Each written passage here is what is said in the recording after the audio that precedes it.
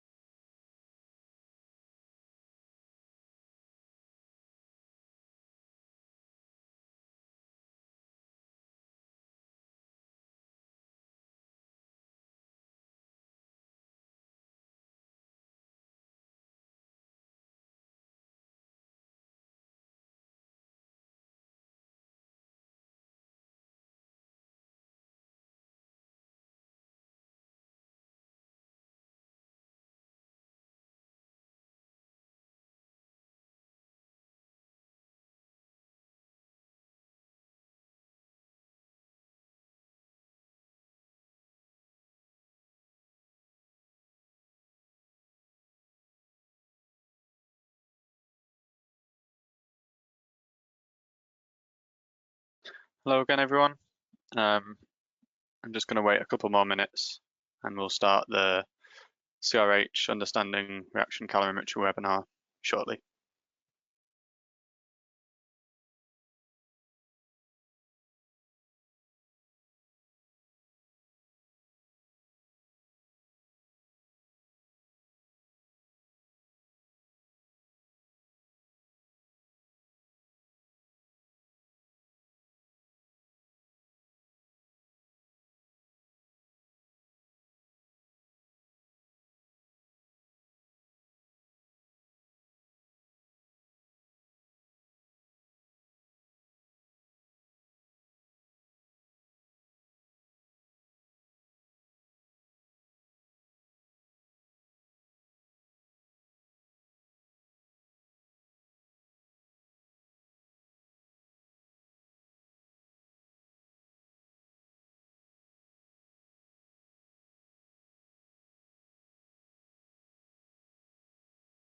Hello, everyone. We'll start proper now. My name's Dr. Ollie Armstrong, speaking to you here from Sigma-HSE. So good morning to everyone in the States. Good afternoon or evening, everyone else. So I'm going to present today our chemical reaction hazards, understanding reaction calorimetry webinar for you.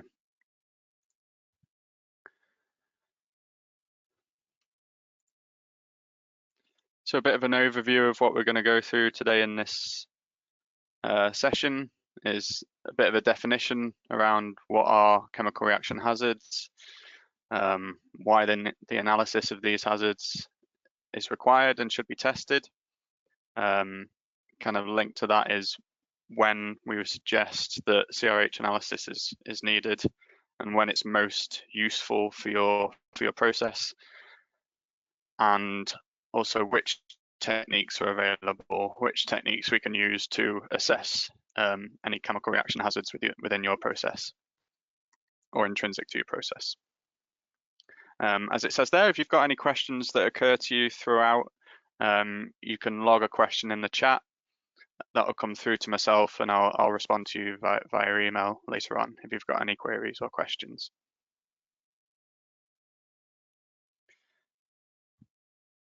So hopefully you'll have a bit more clarity on what chemical reaction hazards encompasses, how it might be relevant to your processes, and a bit more about the techniques and the reasons we use these techniques to analyze, and specifically for this webinar, reaction calorimetry, and how that supports new process scale up.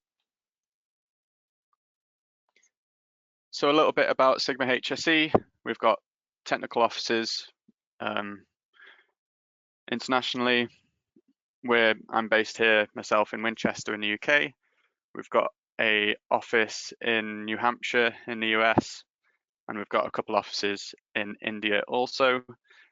We've currently got 2 laboratories. Our main laboratory, again, in the UK, and we've got a process safety dust testing laboratory in India. Our laboratories are expanding and these locations may develop. So our main remit is process safety. Sorry, that's jumped ahead. So our areas of expertise, we bring together our colleagues in the US, UK and India to provide our clients with environment, health and safety services, and also engineering solutions. We undertake laboratory testing in our UK labs. Our UK lab is UCAS accredited to certain methods, ISO methods, and we follow, specifically for CRH, we follow some ASTM methods for sort of thermal stability screening. We'll cover that a little bit more later. So our laboratory testing, as we're going to focus on here, is the chemical reaction hazards testing. Sort of linked to that in some ways, we have the thermal stability testing and storage testing, powder and dust, fire and explosion properties, gas and vapor explosion properties, and also electrostatic properties for materials, all under the remit of process safety.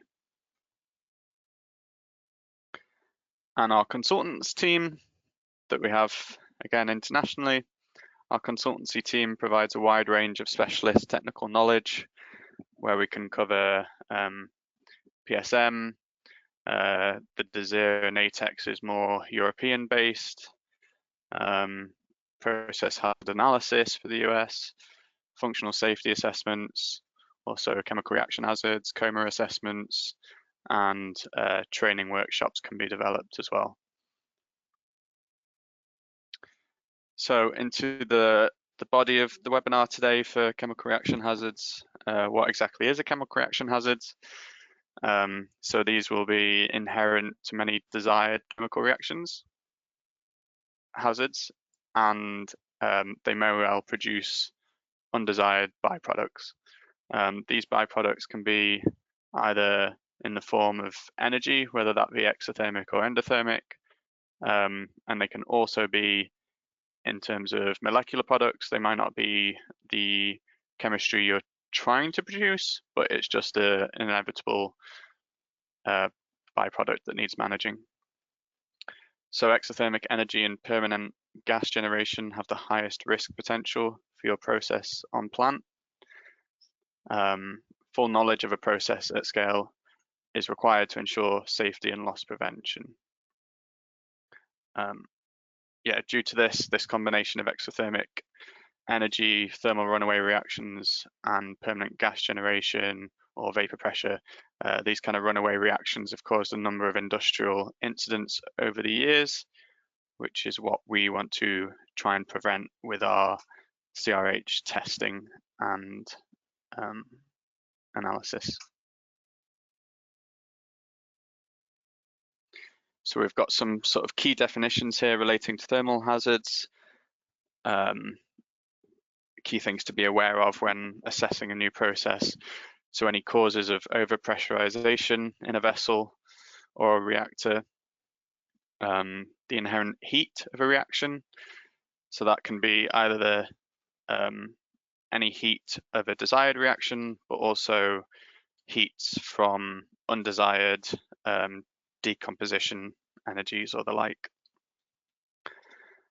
Adiabatic temperature rise, we'll cover that a little bit more later on, what that means to your system at scale. The Arrhenius relationship, to do with the rate of reactions at various temperatures.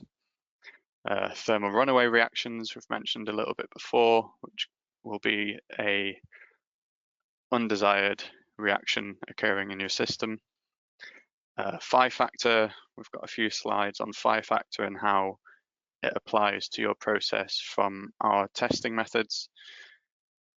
Heat loss and how that changes with the scale of the process that's being performed, from millimeter scale to cubic ton type scale. Reagent accumulation, how fast are your reagents being consumed in your process and what potential there is for hazard from that. Onset temperatures, which are very key, particularly to do with exothermic events or also the start of gas generation events. And finally, safety factors.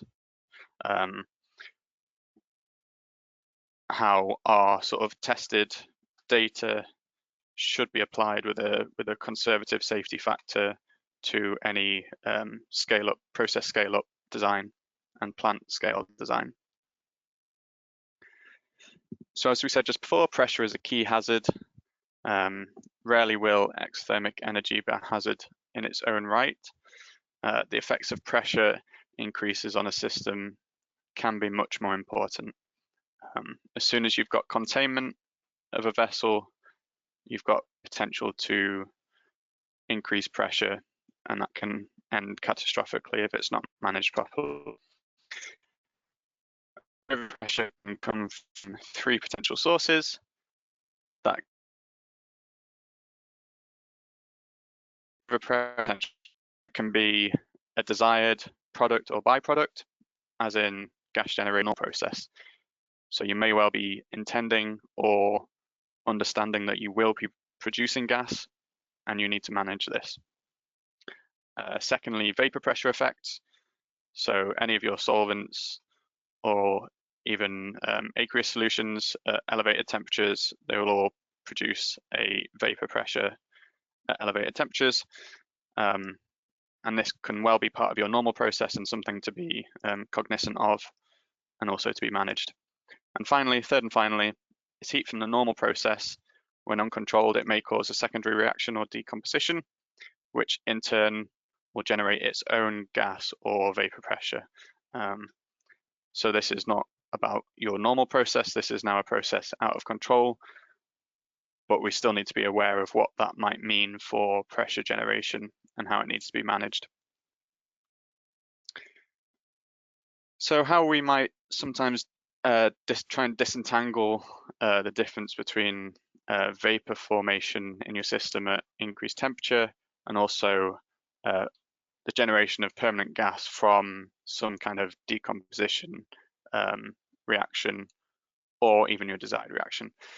So we use an Antoine plot, and that is roughly plotted in the graph on the screen. So the natural log of the pressure, when it's talking about vapor, it tends to scale linearly with the inverse temperature.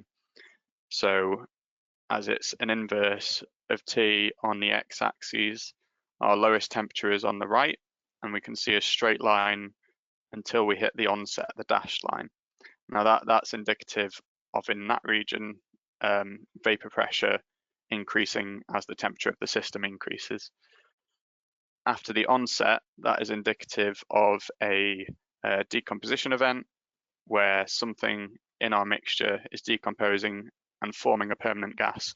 So this kind of curve away from the linear plot indicates the onset of a permanent gas generated in your system. So this is again kind of a very useful onset temperature to be aware of, just the same as we use for exothermic onsets. So a bit more about the context of chemical reaction hazards and why it's important to be aware of these kind of exothermic events, runaway events, decompositions. This is kind of a rough breakdown of incidents that occurred in industry, and it just shows that the range of industries in which these chemical reaction incident events can occur. So we have the highest proportion in fine chemicals, next in plastics and resins. So some of the polymerization reactions can easily turn into a runaway scenario. And then moving down the chain, they become less common, but we can still have incidents in some of these simpler reaction processes. And again, this data is a little old now, late 80s, 90s, but it just shows the sort of range of causes for reaction incidents or runaway reactions. So these can be caused by a variety of factors, such as the mischarging of reagents, either too much, too fast, in the wrong order, can lead to an unintended reaction occurring. Next to that is a lack of thermochemical knowledge, how to manage the situation, inadequate temperature control, the coolant failure on the reactor potentially, inadequate maintenance, not keeping up ppms, so systems can't be used in an emergency scenario. Inadequate agitation, so that is a big cause that kind of links back to reagent accumulation that I talked about before. If you've got a more viscous system, you're more vulnerable to this, where if you haven't got adequate agitation, you may have hotspots where certain reagents accumulate and will become more vulnerable to a thermal runaway scenario.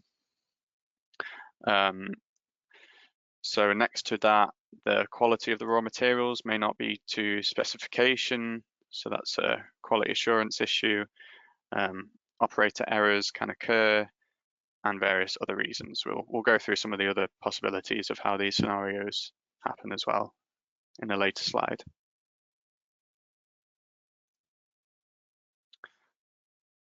So again, some of the potential causes for reaction hazards.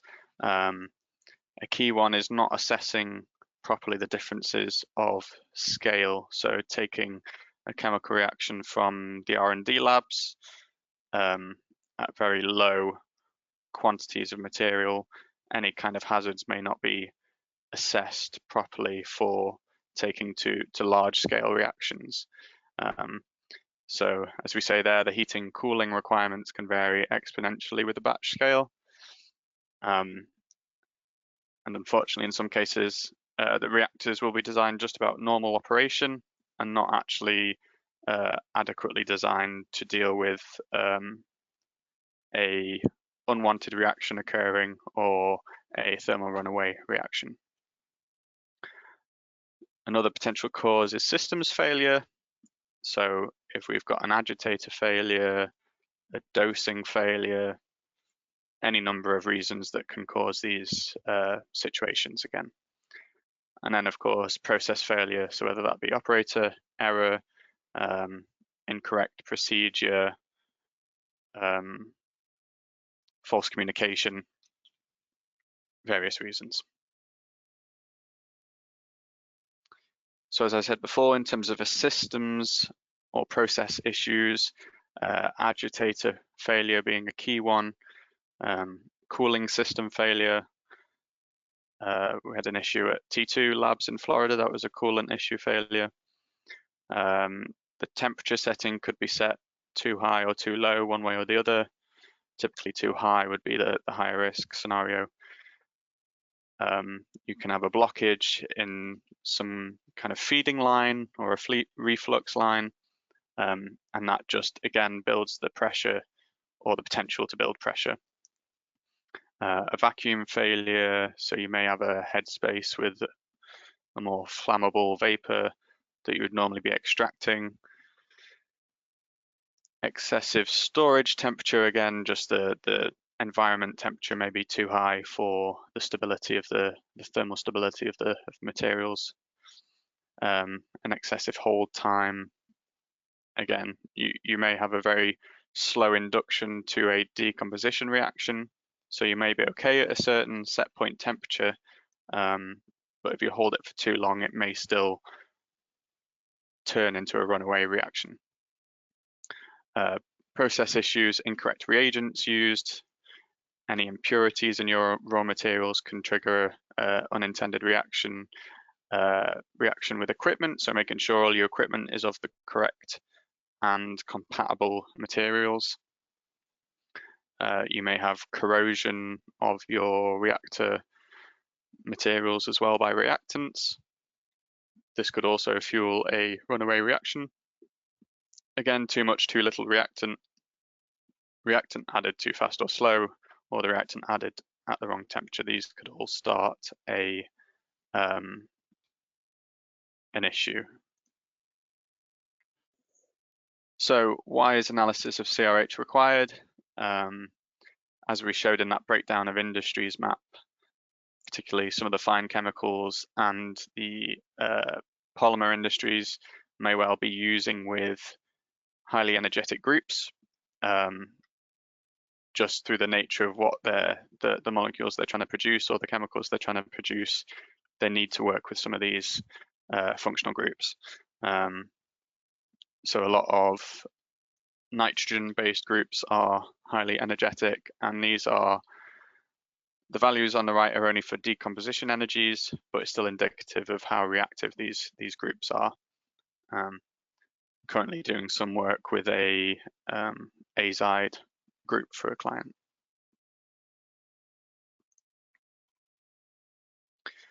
So as I said before, something that isn't fully understood sometimes is the differences of scale when taking a process through scale up.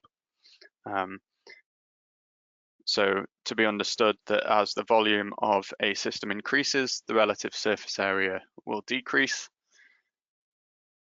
while effective cooling capacity is normally linked to the surface area of a reactor. So normally your cooling potential of a reactor will be a cooling jacket, which, as can be understood, is linked to the surface area. It's only cooling on that interface between your reactor mass and your cooling on the outside. So the heat removal capacity is linear depending on your coolant used or your cooling system, while heat generation at scale tends to be exponential. And a little graph here at the bottom just shows the effect of the radius of a system and the relative surface area to volume. So as you've got a very small system close to zero, the surface area becomes much larger. And then as you increase the radius, the surface area becomes relatively a lot smaller. So as we said before, the cooling capacity of your system will tend to be linear, whereas the heat generation to link to a decomposition will be or can be exponential, again linked to Arrhenius and the rate of your reaction increasing with temperature. So a reaction can keep speeding itself up as it is decomposing, and the critical temperature with the black dotted line on this graph will show you where the heat being generated by the system outstrips the heat removal from your cooling system. So even if your cooling on your reactor is fully operational, you may get to a point where the heat output from your decomposition will be greater than the heat removal, and the decomposition will just increase in the rate at which it's reacting from that point until it exhausts itself. Another little indicator, so also linked to obviously heat losses. If you're not talking about a cooling system anymore, you're just having heat losses to environment, to the air. It's just an indication of how the size of a system will affect this surface area heat losses.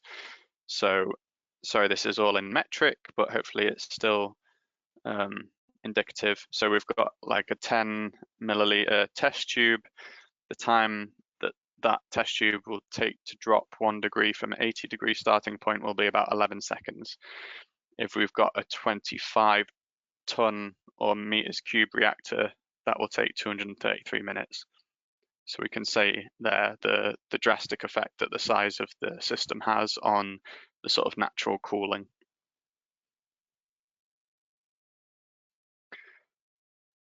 Potential process deviations can be only identified with a detailed knowledge of the chemistry and plant. So that's about knowing the chemistry you're using, identifying from knowledge and literature any of the energetic groups and molecules you're using, and also testing these for heat of decompositions, heat of reactions, adiabatic temperature rises, so you can be fully aware of what may happen if certain scenarios occur, and also about knowing what your intended plant design will be and what it can or cannot handle in terms of cooling or venting.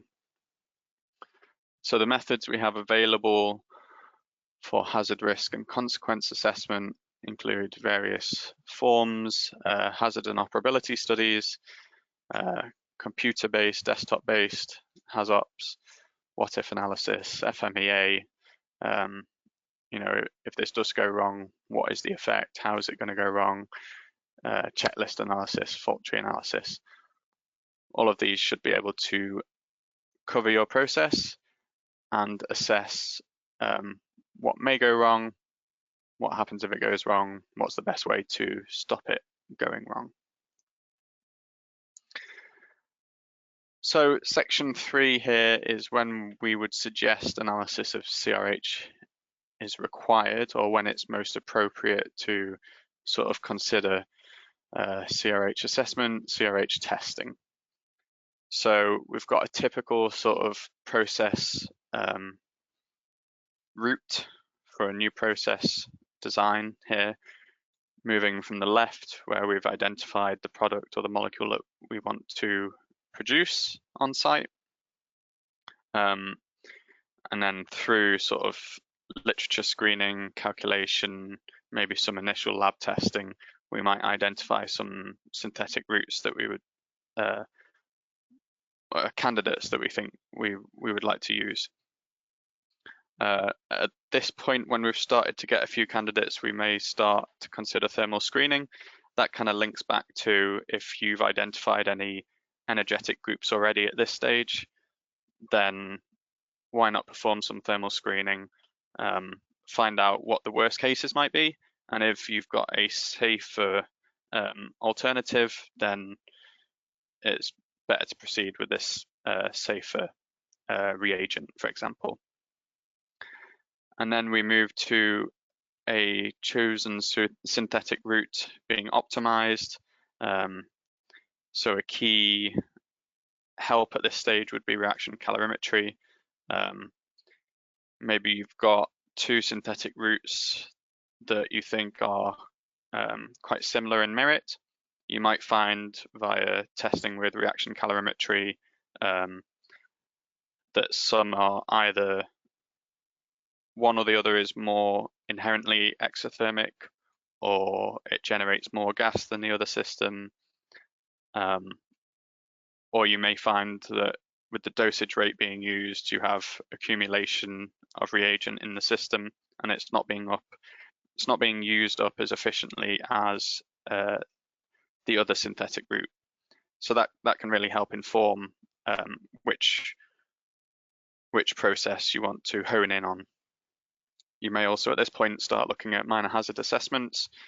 So you know roughly the shape of the process that you're designing. You can start thinking about any minor hazards that might be integral to that. So the next kind of stage gate would be to move to scale up to the pilot plant scale. This is kind of transitioning from milliliter scale to maybe a few kilo scale at pilot plant. So you're getting to a larger scale here, and having some major hazard assessments is kind of critical to move to this stage and then progress any further after that. And to complement that, we have adiabatic calorimetry. So any kind of decomposition onsets or exothermic events of interest that you might have found in the thermal screening steps, these can then be quantified more accurately with adiabatic calorimetry.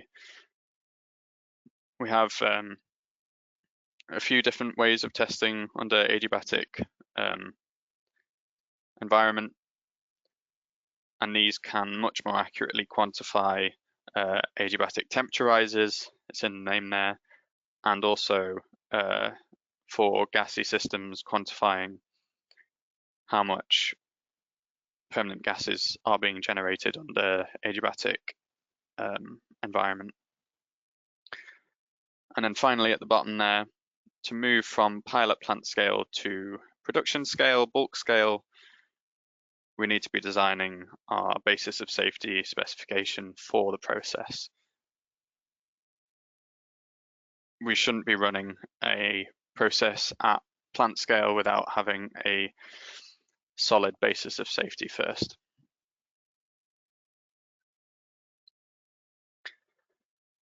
So this part kind of covers testing to do with exothermic decompositions, and it kind of keys into when is analysis of CRH required as well. We've got our thermal screening here at the top, and we would typically use our DSC in Carrier's tube. They will be used because they typically use smaller sample sizes, which is good for early process stage development. You might not have much material available to send for testing. And particularly the DSC, it uses very small sample sizes, and you can get a quick turnaround as well. But there's a trade-off because these systems or these tests are quick and simple. They may not be as accurate as the adiabatic systems, and a larger safety factor will be applied. That might be when you decide to go to an adiabatic testing system later on, is that you've found a decomposition onset which is a little too close to comfort for your actual process temperature, given the safety factors, and you'll want to define your decomposition more accurately using an adiabatic system with a smaller safety factor, but these tests do take a lot longer. And as I said, that kind of keys in, it kind of tops off the top and bottom of where our testing can assist you in this process scale up map. So typically going through your process scale up, an assessment strategy on the kind of paperwork side of things, you'll have your process and material characterization. You know what you want to make, you know what the reaction mixtures are and how you're going to make them. Then you have identified any hazards to do with this process through the testing, literature prediction, but particularly the testing to quantify these hazards. You've done some consequence analysis with some of the assessments that I talked about earlier. You're then moving on to the safe system design, how your plant is going to function and control these or mitigate these risks and control these hazards. And then moving on to actual production, your quality system, your document and study and change management systems will keep the process working safely. Any changes that are made to a system that have gone through this whole process need to go through change management to make sure that the changes that are being made aren't going to negatively impact the design of the system.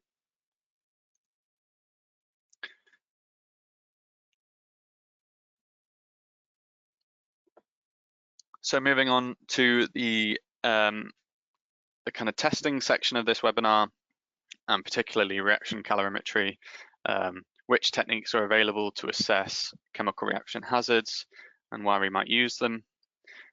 So various testing equipment and techniques are available depending on the specific process needs. So when a client comes to us at Sigma-HSE, says they want some assistance with chemical reaction hazards testing, we'll need some information regarding their process to best advise which testing techniques are better suited to each individual process, each individual stage of the process. It depends on the homogeneity of the samples, whether it's a gassy system, whether it's liquid additions. All sorts need to be balanced up to make sure that the testing is representative and accurate. So we have screening testing, thermal screening testing, adiabatic thermal stability testing, and of course reaction calorimetry, which is all about your desired chemical reaction. And as I said before, 5 factors to be considered when analysing these results. I'll go into 5 factor now. So this 5 factor is kind of a correction factor for the test that we are running at a smaller scale than you will be doing on full production plant scale. So as it says there, this factor provides for the relative differences between vessel sizes. As we've talked before about heat losses, so heat generated in a reaction is consumed in 3 ways. That is to raise the intrinsic temperature of the reaction mass itself, so the internal body of the reaction mass. Secondly, to raise the temperature of the reactor, the materials of construction, the steel, the glass vessel that the reaction is occurring in. And then third and finally is the heat loss to the environment, which is kind of minimal at large scale. As the vessel size varies, the relative effect of reactor cooling changes also, as we've discussed before. So the 5 factor, again, it's a correction factor for, it accounts for the differences in relative sample to vessel sizes and also the heat capacity properties of the vessel and the reaction masses. So some of the screening tests, like the Carrier's tube, are known as a relatively high 5 factor test. Even though it's using 10 gram of material, the mass of the glass vessel is also quite high. So therefore, a typical 5 factor would be 2.5 and above.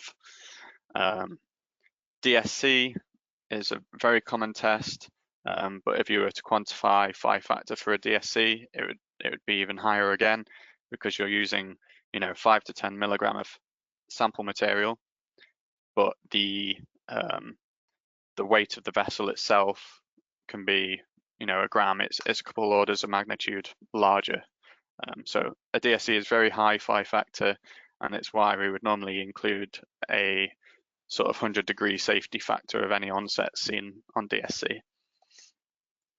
And then you can see, for example, as you move to a 10-meter cube glass-lined reactor, so that's a large-scale glass reactor, the phi factor is getting close to 1, which is the best you'll get to.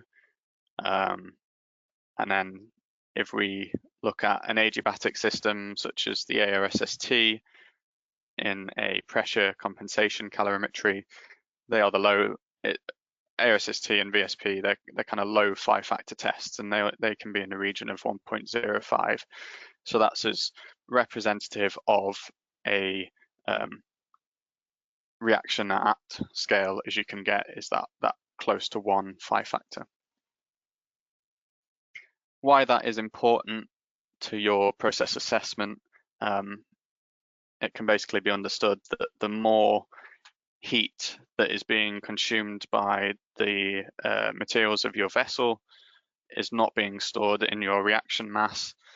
Therefore, as you can see in the graph, a high phi factor system, you might see a decomposition, an exotherm in the system, but some of that energy release is being lost to the vessel itself. Whereas in a low phi system, all the heat is being retained within the reaction mass itself, particularly in an adiabatic system. And getting to this higher temperature, this adiabatic temperature rise may well trigger a second decomposition in your reaction mixture that you may not have seen in a high phi factor test. So the low phi factor test really is the premier testing to fully assess any reaction hazards. So this kind of covers screening and thermal stability. As I said before, these tests are typified by low sample requirements typically, so early stage assessments. The results can come back really quickly, especially DSC, 3-4 hours.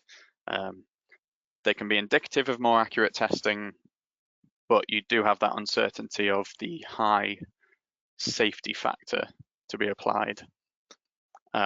Again, the lower accuracy because they're higher phi factor, you've got heat losses to the vessel construction, but it can highlight regions of interest which can later on be studied by adiabatic methods, which can require greater sample amounts, but do give you a lot more certainty in the onset temperatures and the adiabatic temperature rises. So adiabatic calorimetry, they're kind of typified by, as I say, increased sample requirements. So this kind of keys into your later process development. I've got to say that isn't always the case. So like the ARC and the ARSST, they can use sort of 3 to 5 grams of material, so it's not that much.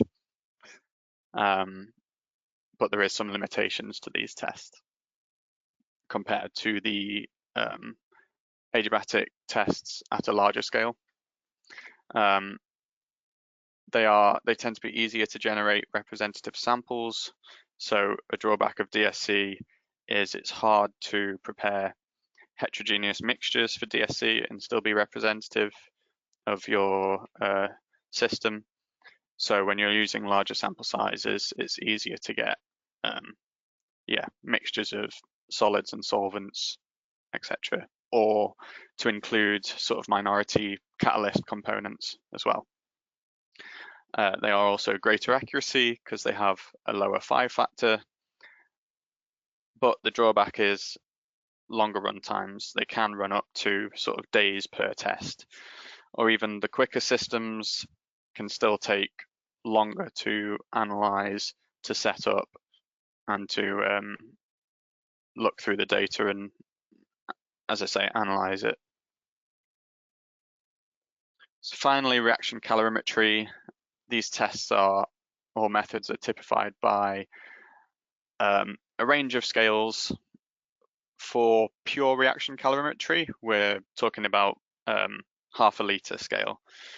It is possible to perform reaction calorimetry in some of the other systems, which like the ARSST, and you might, or the ARC, and you might be at sort of 5 gram scale there, but there are limitations to how you can dose reagents, how much you can dose, the control you've got. But as I say, the preferred option, the dedicated reaction calorimeter, 500 mil, the methods will be designed bespoke to emulate desired processes as close as possible.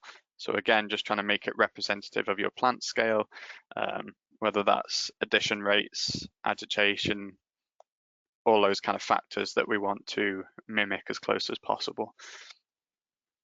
These are accurate systems, and they're used to ascertain various plant condition requirements, whether that be cooling requirements, agitation requirements, dosing speeds, making sure you're not accumulating your reagent. But these will definitely run into longer run times. It's not just like a thermal screening test that can be done in a few hours, but some of your processes, they may well be lasting days. And the setup is also more complicated just to cover all of these parameters. So they can also be used to simulate various conditions in your plant and to also optimize your process. The same kind of systems we've got as a reaction calorimeter, you may well have in your R&D labs, all about kind of optimizing the process and getting the greatest yield from your process. But the reason we have it is just to quantify the heats and any gas generation. That's the focus of our system. So as I said, the reaction calorimetry can be performed in various equipment. You've got sort of the dedicated RC over on the right side, the Mettler-Toledo RC1, but some of the other systems can also perform basic reaction calorimetry, again, depending on the process to be studied. So the Phytech, the VSP2.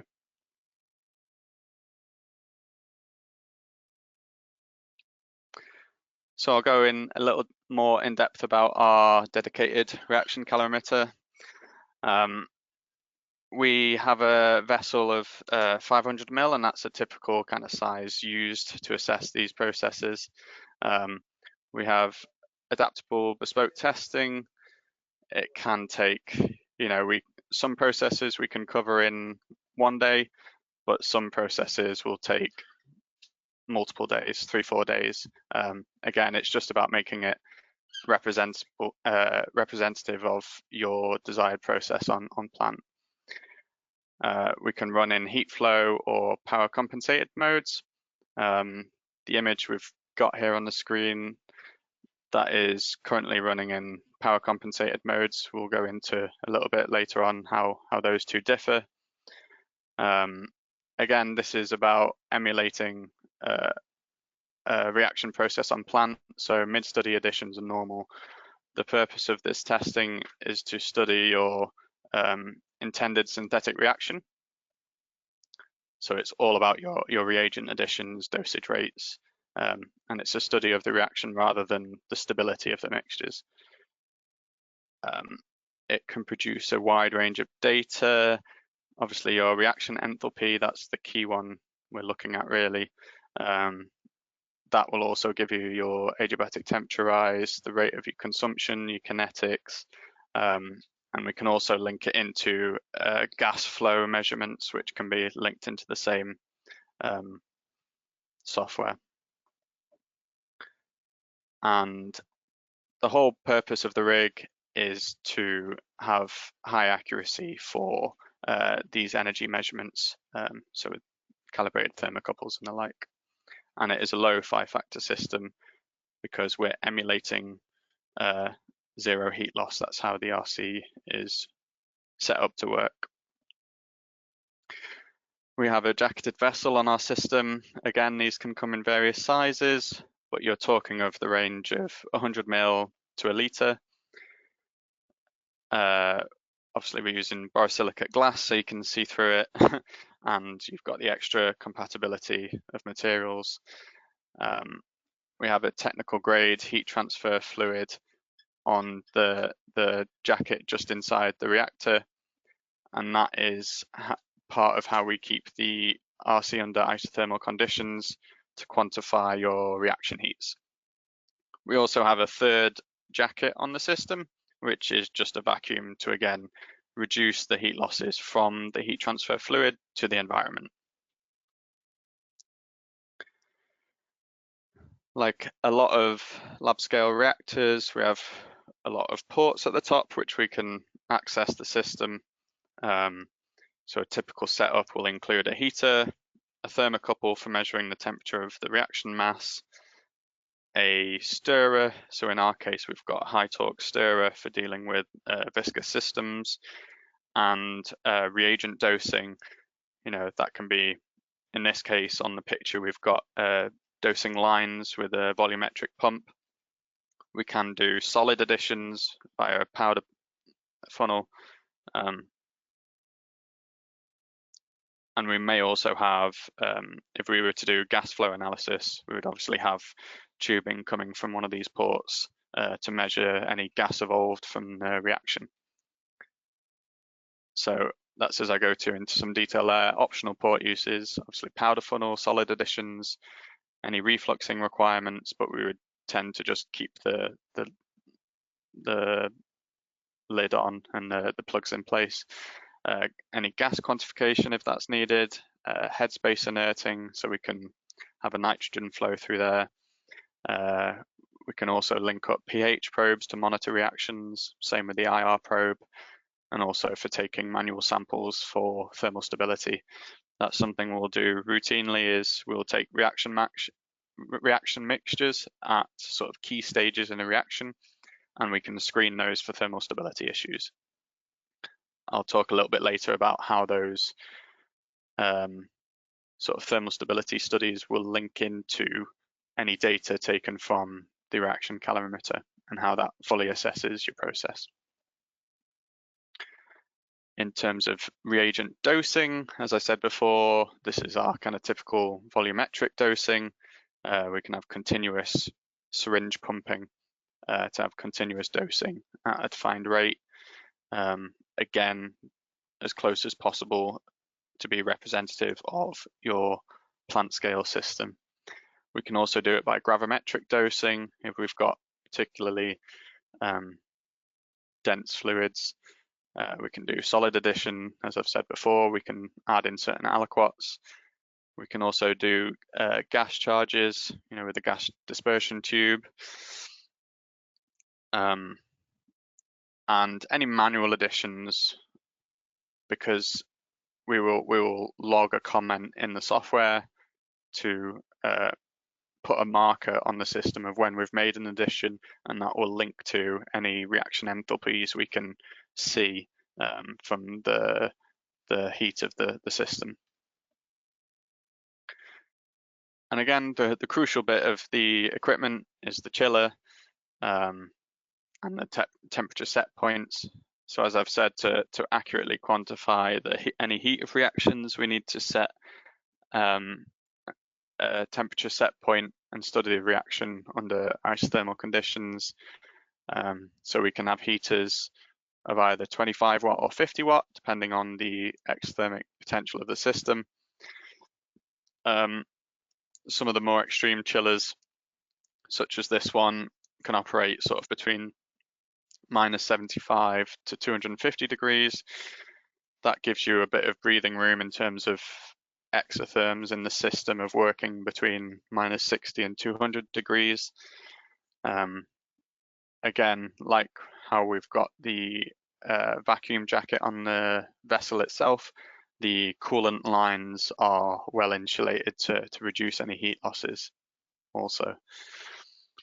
We also have thermocouple pockets in the coolant lines to directly measure the temperature of the coolant that is flowing around the reactor, and that is required for the heat flow calorimetry mode.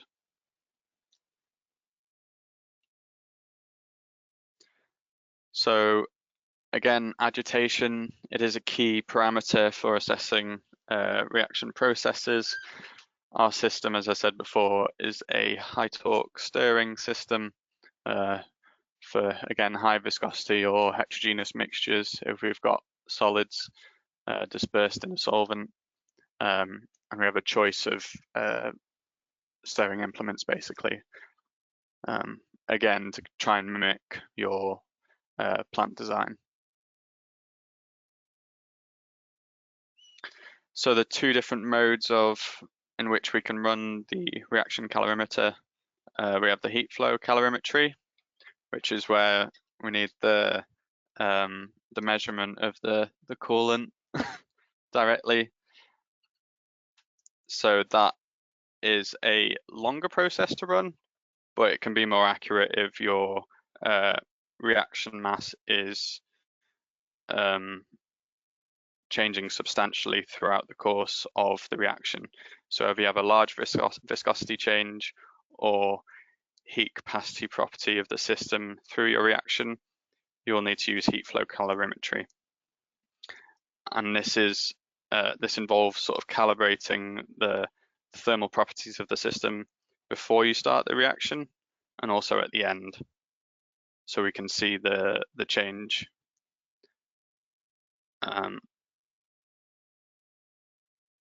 So the one at the bottom, the power compensated calorimetry, is the more commonly used system, and the principle of how that works is that you may have an isothermal set point for your reaction.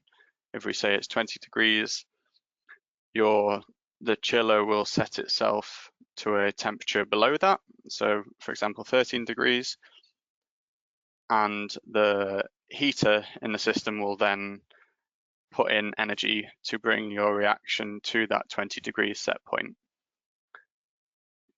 So the way this then works then, if you have an exothermic reaction, is as you start dosing your reagents, the system itself will start to put out heat, and then from feedback from the temperature probe, the heater will start to put in less energy just to keep the reaction isothermally at 20 degrees. Because the heater is well calibrated and we know how much energy it's putting into, we can then quantify how much energy the system is putting out itself in the desired process. So we've got a sort of typical reaction plot here after running a reaction. So the hydrolysis of acetic anhydride is a well understood reaction, and it's a good kind of standard reaction to run to check your system's working well. So we've got various plots on the graph here, the pink line of which is the total addition of the reagent to the system. So you can see as this pink line moves from 0 and it starts being added in, we start to measure a power output of the system itself. So that can be interpreted from the yellow line and also the red line. So we've got the measured power there, so that is the power of the system as the heater is putting in less energy. It's therefore saying actually the system is putting in itself roughly up to 6 watts of energy. And then from this data, it plots the red line, and that is the measured enthalpy of the system as the reaction proceeds. We can also use this to assess, so when the pink line tops out at about 33 grams or so, you can see the enthalpy of the system still increases after that point. So we can make an assumption there that the reaction ends quite quickly after the acetic anhydride has finished being added in, but it doesn't cease immediately. So in that case, if you were to run this process as a plant scale production, for whatever reason, you may decide to reduce your dosing rate just so that all of the acetic anhydride you're adding into the system is being used up as quickly as possible. in this system there is a little bit of unused anhydride at the end of the process, but again it is still used quite quickly afterwards. And you can just see how this works. The system has been at 20 degrees the whole time, even though we've got that measured heat of reaction from the system. The reaction mass has been maintained at 20 degrees throughout.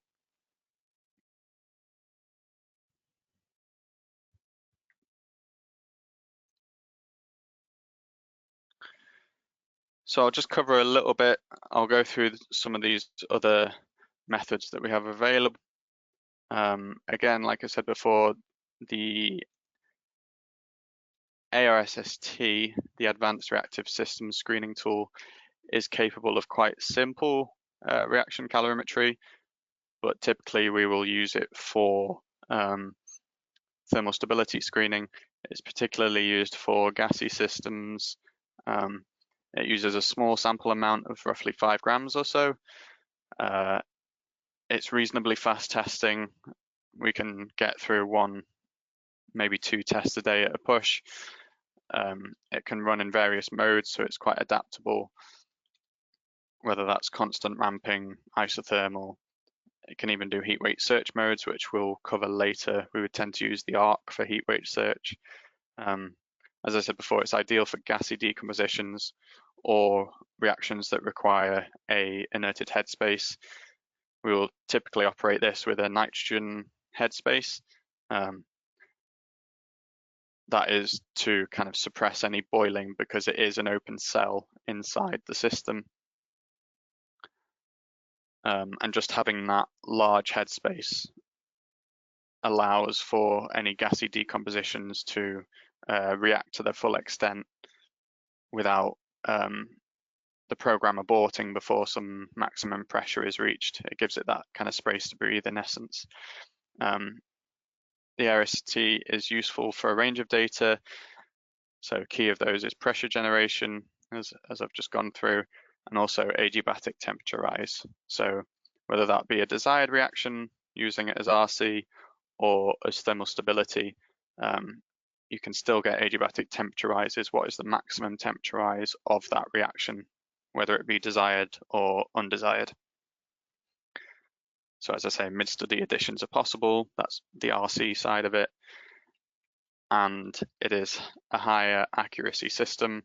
It is a low phi factor system. So the phi factor is usually in the range of close to 1. The VSP2, the vent sizing package 2, is kind of the big brother to the ARSST. A larger sample size is typically required, 50, 70, 100 grams, depends on which cell system is being used. Again, it's very adaptable in terms of the type of testing it can perform, and these can run from 4 hours to 24 hours. Again, it's adaptable in the kind of testing methods you can use on it, whether it's constant ramping, isothermal modes. And just the same as the RSST, it's ideal for gassy decompositions. As the name suggests, it is commonly used for vent sizing applications for chemical reactors. Whether you've got a foamy decomposition, two-phase flows, that's what the VSP2 is used for. Again, a range of data outputs, pressure generation, adiabatic temperature rises. Again, some basic kind of reaction calorimetry can be done in the VSP2. And it is also a low phi factor system when it's used with the open glass cells.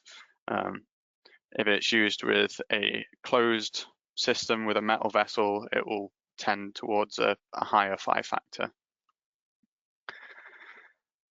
So some of our thermal screening tests, we've got the differential scanning calorimeter. So the specifics of the DSC, as I've outlined quickly before, with the very small sample sizes used in DSC, roughly 5 milligram. Very fast testing of only hours per sample. It can give you heat of decomposition, energetic events and onsets, phase transitions, and boiling points.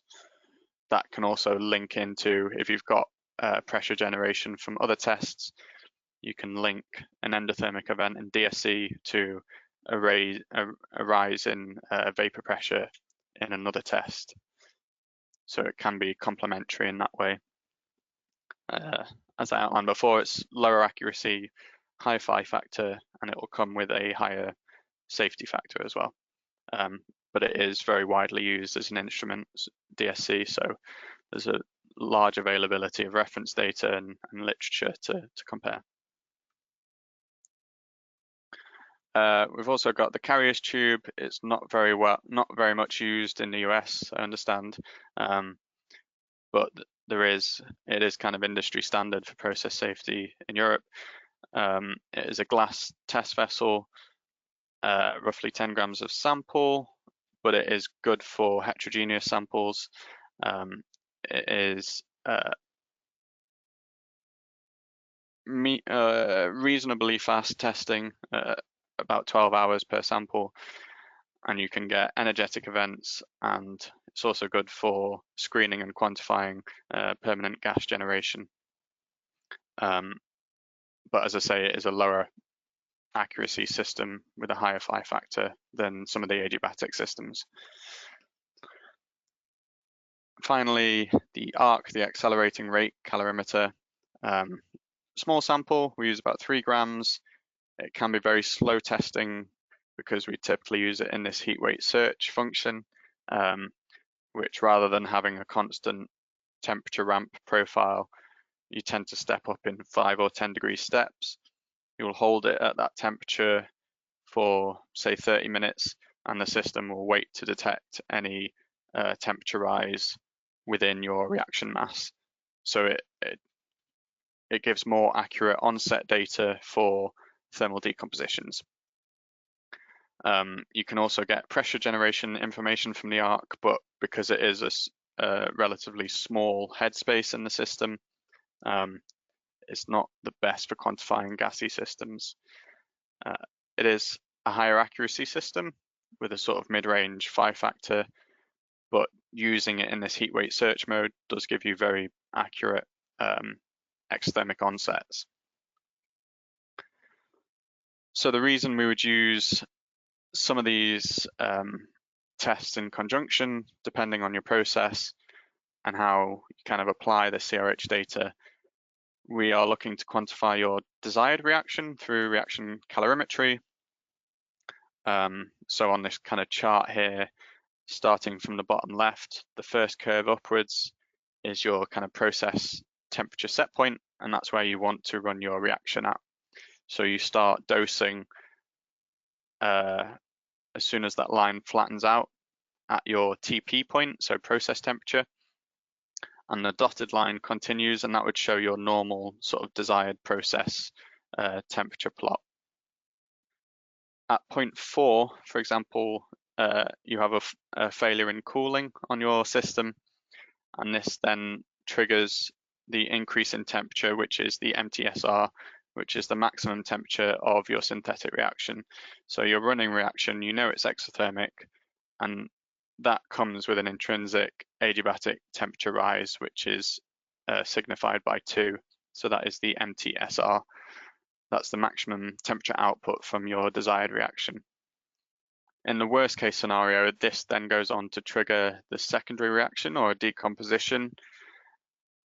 And this is given by plot 3, kind of the darker gray square. And this is an undesired reaction, a secondary decomposition, which again has its own adiabatic temperature rise. Sort of signified by the bracket 6 there is the time to maximum rate. So that's in an adiabatic system. How long is that time before your decomposition is occurring at the fastest rate that it will? So that kind of gives you an indication for response time, how quickly you need to respond to a situation before it is out of control. So how that applies is taken from a publication by, or this particular plot is from Francis Stozel, and he kind of goes through a criticality of classes, and they range from 1 to 5, and that is kind of limited by things. So class 1, you've got your MTSR, but that is below any like the kind of technical maximum for your system. So if you've got a solvent in there that boils at a temperature higher than your MTSR, there's no real risk there, because even if you lose cooling on your system, you're not going to reach any hazardous scenarios. Section 2, or criticality class 2, is a higher risk class. It's still relatively low risk because the maximum temperature of your system is still below your thermal decomposition, which is the grey jaggedy box at the top. But this is a higher risk scenario because your solvent is still present, the MTT is still present at a temperature above the start of the decomposition. So the only way that a secondary decomposition is going to be triggered is if there's an external heating of your reactor. Criticality class 3, your MTT, your theoretical maximum temperature, is below your MTSR. So in this scenario, you might have a loss of cooling, your system heats up, but you have, say, your solvent starts to boil heavily, you've then got a lot of vapor pressure to manage in that scenario. Moving on to class 4, the MTT is now below the MTSR, and the MTSR is also above your decomposition limit. So in this scenario, you've lost cooling in your system, all of your solvent has boiled off, but your reaction is still heating up to the point of decomposition.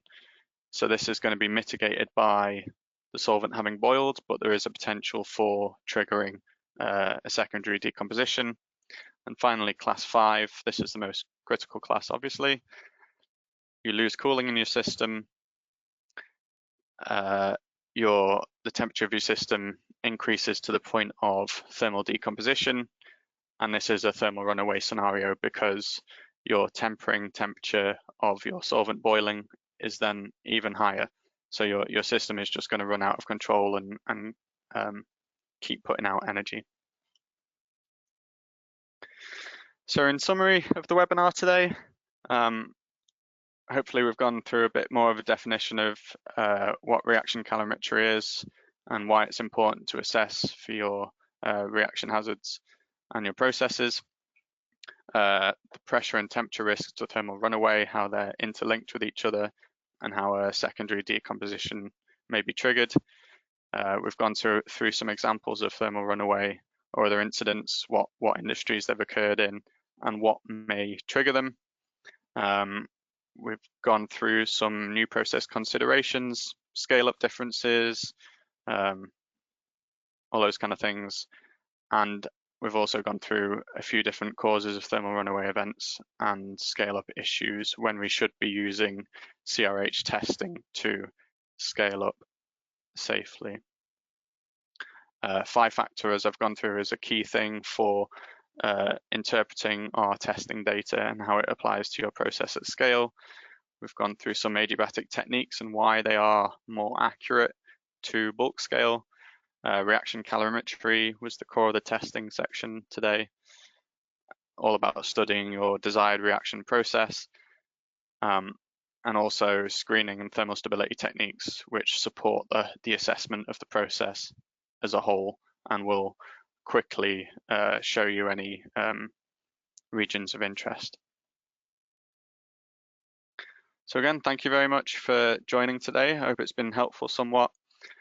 If you would like to contact us in any way to discuss any of our services we have, so obviously the CRH testing service or any of the other kind of assessment, classification, dust testing services we may be able to help you with, just get in touch. So we've got some contact details there for our office and colleagues in the States, in the US. We've got our contact details for the UK there, but you can find us quite easily on either of our websites, and and we'll refer you to whoever's best to deal with your inquiry at the time.